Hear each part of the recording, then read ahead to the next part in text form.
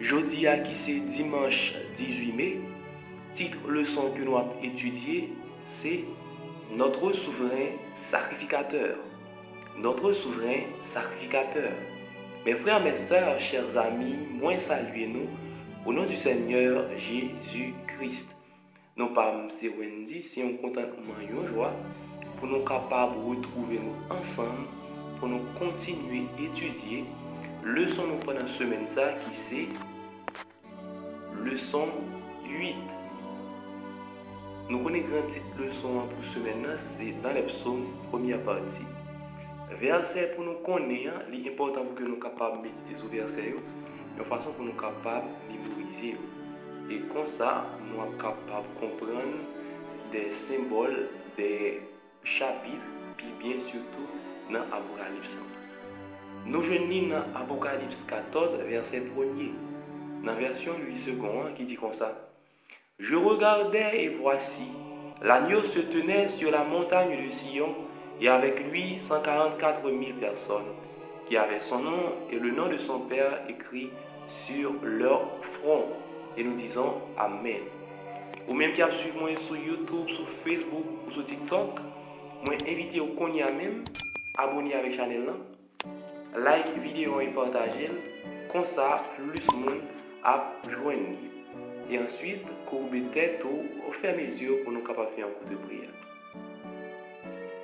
Bon papa nous qui dans le ciel là, ou même qui c'est bon Dieu qui fait tout ça, ou fait bon, ou même qui saint. Dans la minute ça, nous avons une possibilité pour nous capables de retrouver nous ensemble, pour nous continuer à étudier la parole. Nous disons merci parce que vous offrez nous possibilité ça, pour nous capables là. Et nous demandons tant pris, parler avec cœur nous, aidez-nous à comprendre la parole, révélez-nous toute vérité qui est cachée avec l'Esprit Saint et que nous chaque capable édifier, non non petit Jésus nous prions. Amen.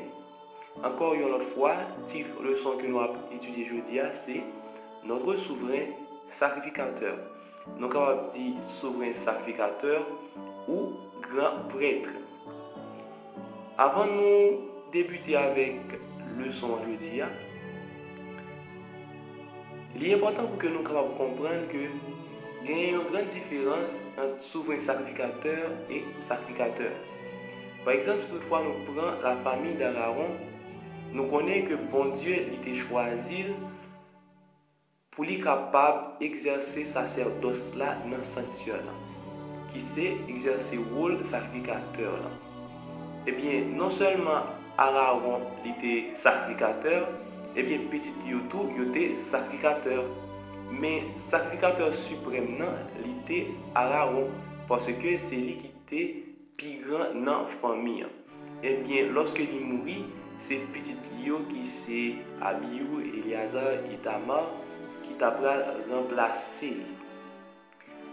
Eh bien, dans le Nouveau Testament, Jésus qu'on y a venu, il non seulement agneau qui offre, qui immolé pour nous-mêmes pécheurs, gens que nous avons étudié dans le son passé, dans Apocalypse chapitre 5, nous voyons comment agneau c'est lui-même qui était capable d'ouvrir le livre, c'est lui-même qui était digne pour ouvrir le livre. Et Jésus lit encore le souverain sacrificateur. C'est Jésus qui est plus grand dans la famille, qui a sauvé. C'est lui-même qui passe toute épreuve, toute tribulation et que lui-même n'a pas péché. Eh bien, nous voyons que dans le même contexte, dans l'Ancien Testament, il faut que tu gagné un sanctuaire. Eh bien, ces sanctuaires-là, avant que Jésus lui-même vienne mourir, ces sanctuaires-là qui t'a symboliser que Jésus lui-même vient pour lui venir, pour lui capable d'exercer un sacerdoce qui est supérieur que sacerdoce toute descendance Aaron. Pour ça, c'est parce que lui-même, non seulement il pas exercer ministère, sacerdoce dans un sanctuaire qui fait de main d'homme, même genre que bon Dieu était bail Moïse modèle sous montagne là, quand il était dit dans Exode 25 verset 40, il dit regarde et fais d'après le modèle qui t'est montré sur la montagne. Eh bien, Jésus lui-même, il rentre dans un sanctuaire qui est parfait avec mes mouns eh bien, c'est un sanctuaire qui est trouvé dans le ciel. Eh bien, c'est Jésus même qui était bail avec Moïse, modèle sanctuaire ça, pour être capable de construire dans le peuple. Côté de Dieu, ils me feront un sanctuaire et j'habiterai au milieu d'eux. C'est-à-dire, sanctuaire, lorsque il est parmi le peuple, il représente la présence de Dieu dans le peuple. En nous descendant plus bas dans le leçon, pour nous voir qui ça, auteur là, li dit nous. Li invite nous lire Hébreux chapitre 9, versets 11 à 15. Et après, il va poser une question ça pour il dit à propos de Christ en tant que notre souverain sacrificateur dans le sanctuaire céleste. Qu'apprenons-nous sur ce qu'il fait pour nous? On nous lit verset ensemble, après pour nous commenter. Il dit, mais Christ est venu comme souverain sacrificateur des biens à venir. Il a traversé le tabernacle plus grand et plus parfait, qui n'est pas construit de main d'homme, c'est-à-dire qui n'est pas de cette création.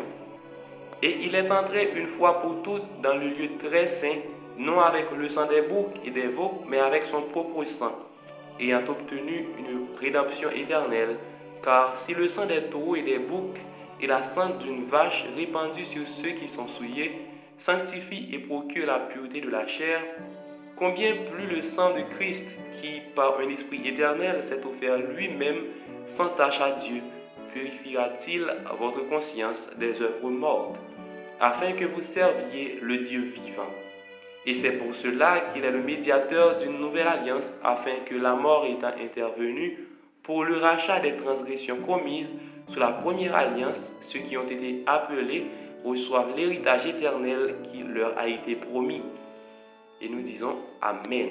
Eh bien, nous sommes capables là que Jésus il a exercé le ministère dans un sanctuaire qui est supérieur par rapport avec le sanctuaire qui était sous terre.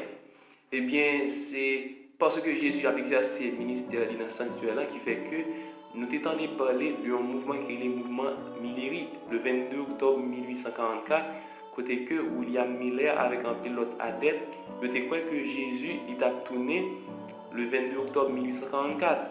Pour qui ça, c'est parce que dans le sanctuaire là, le souverain sacrificateur dès qu'on a fait expiation pour le peuple là, une seule fois par année. Eh bien, vous pensez c'était même genre tout que Jésus lui a fait. Eh bien, le 22 octobre 1844, selon des calculs prophétiques, vous avez voir que c'est là ça Jésus a quitté le lieu saint pour y passer dans le lieu très saint. C'est ça qui t'a mené avec le mouvement ça. Et bien, puisque Jésus lui fait expiation pour tout le monde, sans tout le monde scellé, eh bien, Jésus lui a retourné. Et pourtant, c'est pas même genre sacrificature yoye. Eh bien, sacerdoce que Jésus lui a exercé dans le sanctuaire là, et où le sanctuaire a été gagné dans l'Ancien Testament, l'important pour nous capables de comprendre ça très bien.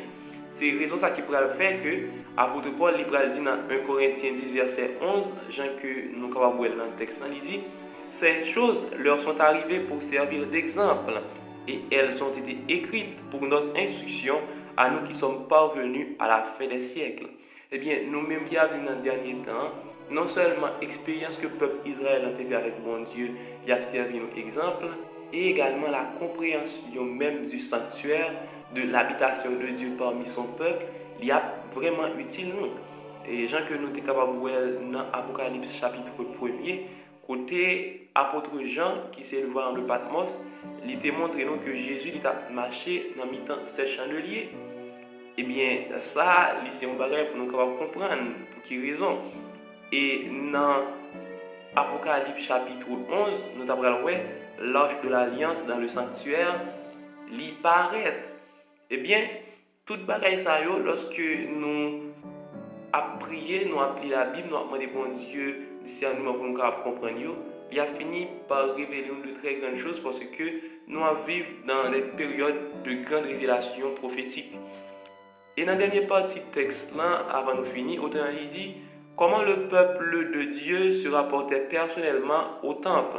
Nous avons des aperçus de la relation de David avec le sanctuaire et ses services. Et nous voyons la réponse du cœur du peuple de Dieu face à ce que le Messie ferait pour eux. Et puis il dit, lisez le psaume 122, bien que nous ne puissions pas littéralement aller à la maison de l'Éternel sur terre. Elle n'existe plus. Et même si elle était reconstruite au même endroit, elle n'aurait plus de sens. Quels éléments de ce psaume peuvent nous encourager à propos de ce que Christ a fait pour nous? Remarquez les thèmes de la paix, de la sécurité, de la louange et du jugement. Eh bien, auteur dit nous très clairement, la maison de Dieu comme étant le sanctuaire, genre que nous découvrons dans l'Ancien Testament, il n'est pas là encore. Et même si nous avons décidé de nous allons construire par rapport avec position géographique là, nous allons construire à Gilgal ou à Silo, ou même sur la montagne en Israël, côté temple était situé, eh bien, il va bien qu'il y ait une importance.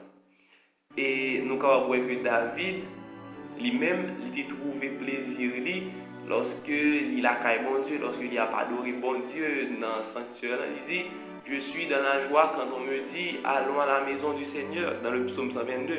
Eh bien, il y a un pile monde qui est capable de retrouver, qui est capable de gagner des expériences lorsque yo a adoré bon Dieu, lorsque yo en présence de bon Dieu. Malgré pas un sanctuaire encore, pas un tabernacle, côté que David il senti contentement, il senti joie lorsque il y allait. Est-ce que je ne dis par rapport avec le sacrifice que Jésus dit consenti pour nous, est-ce que c'est une raison pour nous pas gagner des espaces pour nous adorer bon Dieu, pour nous sentir que nous contents lorsque nous adorons bon Dieu là? C'est avec question ça que l'auteur là il a quitté nous. Et pour nous finir, nous avons coupé tête, nous fermons les yeux nous pour nous prier. Merci Seigneur parce que tu es là avec nous, tu as étudié parole ou tu es à l'œuvre dans la vie. Nous avons autant pris, parce que, cher Seigneur, nous avons mis des paroles à mon application. Aidez-nous à assembler avec vous, aidez-nous à vivre pour vous, et comme ça nous allons sauver. Dans le nom de Jésus, nous prions. Amen. À bientôt pour le son lundi. Que vous bénisse.